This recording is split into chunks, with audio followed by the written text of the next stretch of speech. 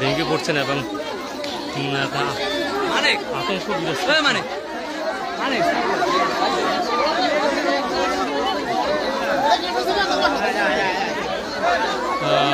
লোকটিকে দর্শক আপনাদেরকে কিছুক্ষণ আগে আমরা জানিয়েছি নিখোঁজ হওয়া আব্দুর রহিমকে খুঁজে পাওয়া যাচ্ছে না। দীর্ঘ 4 ঘন্টা প্রচেষ্টার পর লোকটিকে পাওয়া গিয়েছে। আমরা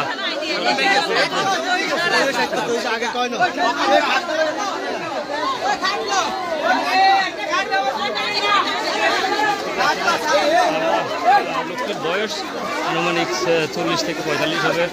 আমরা আপনাদেরকে আসলে ভায়োলেন্সের কারণে কিছু নিষেধাজ্ঞার কারণে দেখাতে পারছি না।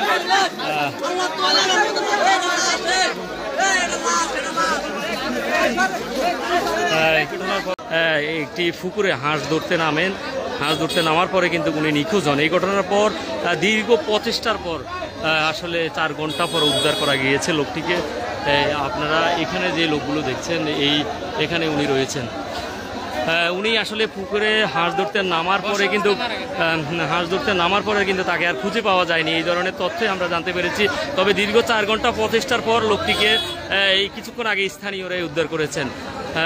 আর এছাড়া লোকটির বাড়ি আমরা যতটুকু জানতে পেরেছি রামগঞ্জ উপজেলার 1 নং কাঞ্চনপুর ইউনিয়নের হাজিরপাড়া ব্যাপারী বাড়ি ওনার শ্বশুর বাড়ি। এছাড়া নিজ বাড়ি রয়েছে সিলেটে। উনি মাটির কাজ করতেন এবং টলির কাজ সহ মৌসুমের যে সকল কাজকর্মগুলি আসলে এগুলি করতেন।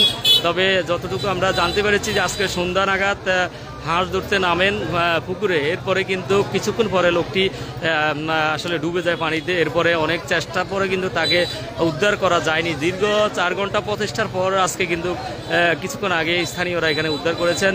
এই ঘটনার পর আসলে সন্ধ্যার পর থেকে কিন্তু এলাকায় আতঙ্ক এবং বিভিন্ন ধরনের আসলে কৌতূহল সৃষ্টি হয়েছে। কারণ পানিতে নামার পর কিন্তু বলা চলে এই লোকটি দীর্ঘদিনই আসলে পানির সাথে যুদ্ধ করে মাটি কাটতেন। বর্ষার মৌসুমে আজকে এই পানিতে তার মৃত্যু হয়েছে সর্বশেষ। এখন পর্যন্ত লাশটি এখানে রেখেছেন। আমরা আসলে বিভিন্ন নিষেধাজ্ঞার কারণে আপনাদেরকে লাশটি দেখাতে পারছি না। এইখানে যারা